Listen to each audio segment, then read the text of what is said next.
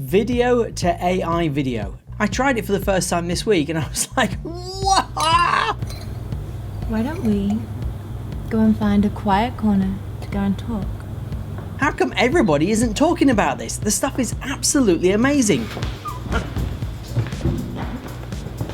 If you're a filmmaker shooting music videos, narrative filmmaking, short films, if you haven't started playing around with video to AI video yet, get out from under the rock that you're hiding under and go do it. I have got a screenplay that I spent 10 years writing, and I've been on a quest to see how close are we to me being able to bring my screenplay to life using emerging AI tools. I happen to have a test scene from that screenplay that I shot with some friends of mine. I'm going to use that as my test footage. Now this test scene was great, except that there were a lot of things that were wrong with it. We were doing it with a borrowed location in the middle of the day, and the scene was supposed to happen at night, and the actress had blonde hair, beautiful, but the character was supposed to have brunette hair. So I wanted to see with these AI tools whether or not I could change the background, the location, the lighting from the basic test scene that I just did with some friends into the scene that looked more like the thing I had in mind. So with all that said, let's look at the videos. First up is Pika Labs. This was the first one that I was trying with, and you only got 3-second initial bursts, so I forgot to mention anything in my prompt about costume. The first one was the location as it was, and it was very brightly lit. Then the second one, I managed to put in something about nighttime lighting and moody lighting, and that gave me a slightly different look of the environment. That was great. But then I went back again and realized that Pika Labs gives you the opportunity to add another 4 seconds and another 4 seconds. And so I ended up with a quite stretched out kind of 11-second clip. And this time I remembered to add into the prompt request for their costume to be a black strappy cocktail dress. Now this version from Pika was looking a lot better in terms of the background and the costume and the hair color on the character. The problem was she was all over the place. I mean, the woman copied Danny's movement as she got up to the guy in the bar, but then it was like somebody had spiked her drink and she was all over the place. So I don't know what was going on, but this character looked like she was off on another planet. The other thing I did was Pika gave you the option to up-res the video a little bit. So I tried that, but in all honesty, I didn't notice much difference.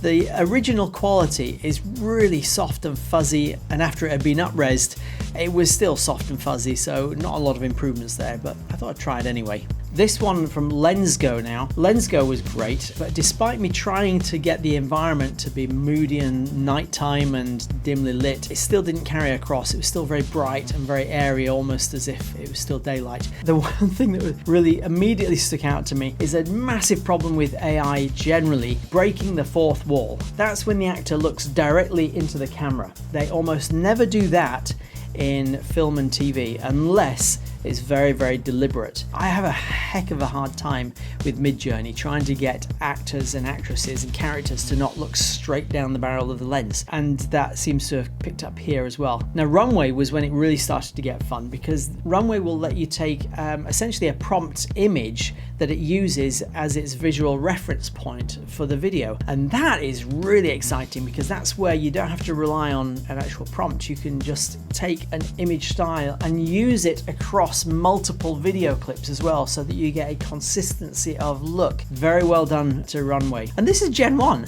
I mean, this is the stuff that was out a while ago. How is nobody talking about this? Why don't we go and find a quiet corner to go and talk?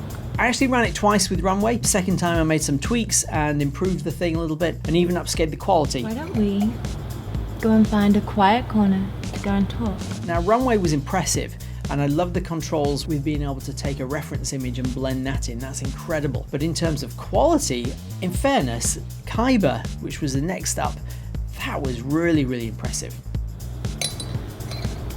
Why don't we go and find a quiet corner to go and talk? At the end of the shot, my character metamorphosized into about 5 different women wearing glasses or not glasses, all in the space of a few moments. Character consistency fell apart there. And the other thing I noticed with Kaiber is that it strongly mimicked the original footage. So having done the more photorealistic type shots, I thought I'd experiment with a couple of animated type shots just to see how they would look. So I went back to LensGo for this one, and this animated version seemed to be pumping out at 8 frames a second, which is not the end of the world. world, but you can kind of tell it's a little jerky. But again, animation. This girl really couldn't take her eyes off the camera. You see that moment where Danny, the actress, actually has her eyes closed, or she's got her eyelids down.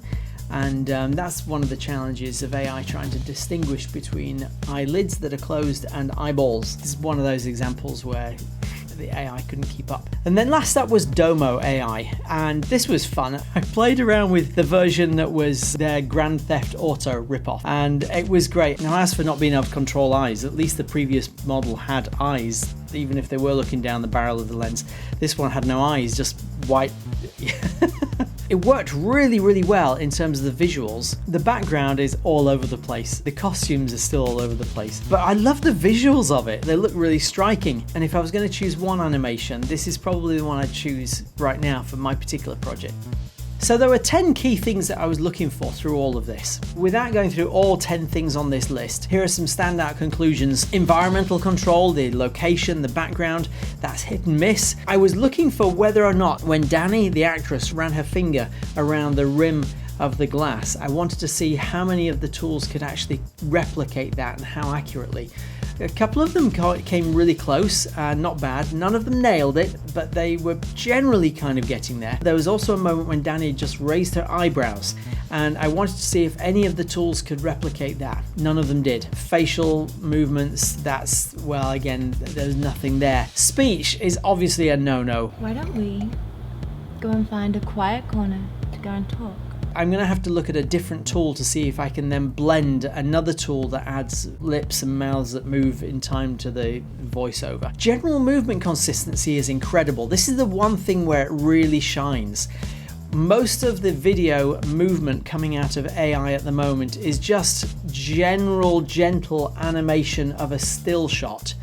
This is the only tool that has allowed me to fully replicate, in most cases, the movements of the actors, and that's really, really important. So moving forwards, that's one to watch, because this tool nails it very, very well most of the time. Eye movement consistency, hit and miss again. Image quality, again, mixed results, but overall very, very impressive. I don't think it's fair to judge image quality at this point because we're still in the early stages. At this point, it's not about whether the image quality is nailed, it's about whether or not the movement, the ability to replicate an actor and an environment and change it and manipulate it. That's the thing I'm really interested in. Image quality will come with time. That said, I mean, a couple of them were great. Kaiber was brilliant. And image consistency shot to shot, that was generally very, very good. So conclusions and recommendations, they're all great fun. They're not broadcast ready yet, but that's not the idea. What they are ready for is extensive experiments and playing, frankly. And now is the time. You really need to get onto this because this isn't going to go away, and it's going to become such an important tool for narrative filmmakers moving forwards that it would be really unwise to just wait until it's perfect, because this is only going to get better and better, and it's really, really exciting. One of the last areas of showbiz to be democratized is big budget blockbuster movies, and I've been waiting for a long time for a tool to come along that would allow a little guy with just a laptop and one camera and a couple of actors to start creating stuff that normally looks like it belongs on the big screen from a big Hollywood studio.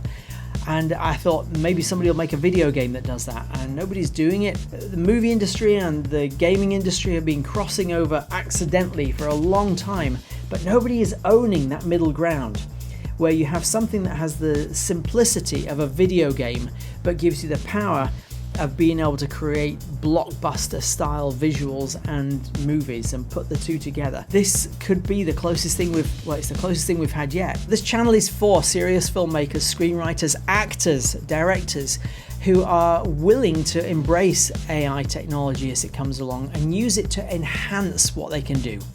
Subscribe, join me.